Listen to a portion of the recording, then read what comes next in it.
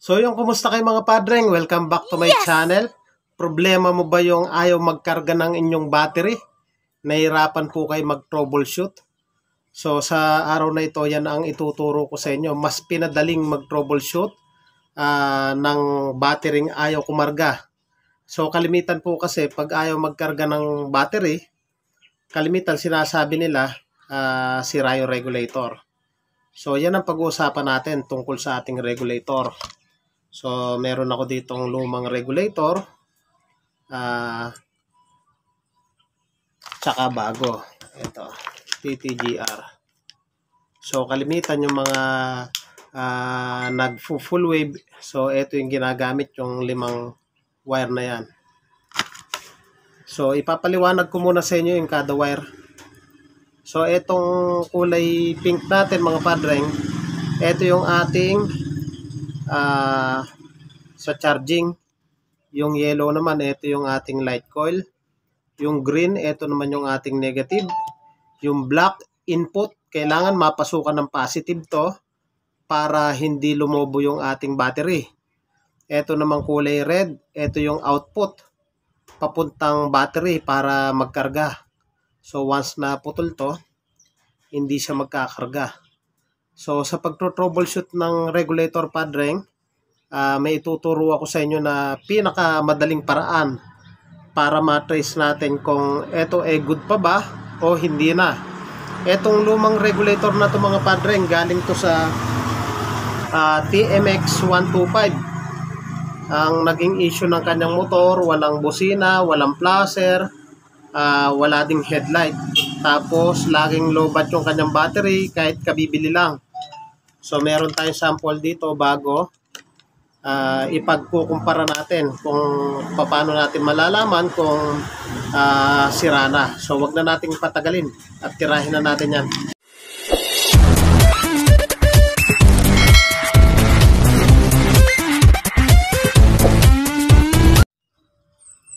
Sa pagdadiagnose ng ating regulator mga padreng, sa pinakasimpleng paraan, mangangailangan lang tayo ng battery.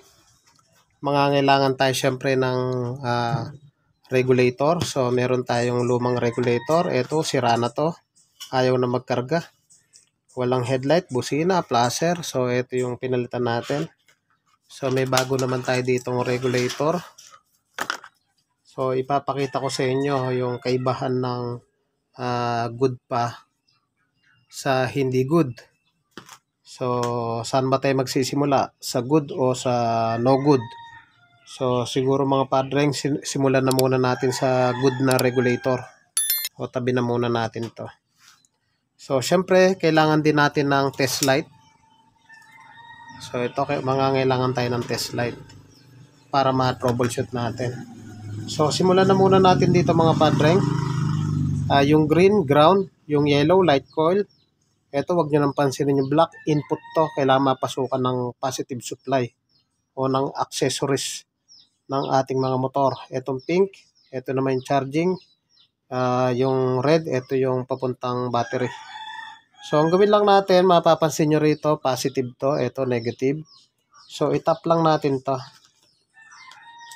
Ayan, itap lang natin to dito sa ating positive. Suksok lang natin. Ayan. Tapos itong green, negative. Lagay natin sa negative ng battery. So, ayan. I-check na muna natin yung battery kung may karga siya. O dapat iilaw. So, ayan o. Good siya mga padreng. So, ang gagawin lang natin para ma-troubleshoot natin yan, etong clip ng ating test light, ilagay natin to mga padreng sa positive. Ayan. So, check natin. Okay, good. So, etong dalawang wire na to mga padreng, pag isa dyan yung nawala, matik hindi na magkakarga yung ating battery. Halimbawa, putol yung isa, hindi na magkakarga. So, dapat walang nawawala sa dalawa. So, etong regulator na to, bago siya TTGR. So, ganito lang yung pagtetest niya. Naka-positive yung clip natin. Pag sinundot natin tong charging, yung pink na wire, dapat hindi siya iilaw. Ayan o, hindi siya umilaw. So, ibig sabihin, good. Sundutin natin yung yellow wire, yung light coil, dapat hindi iilaw. So, ayan, good siya. Ibig sabihin, good yung ating regulator. Huwag nyo nang pansinin tong kulay black na to.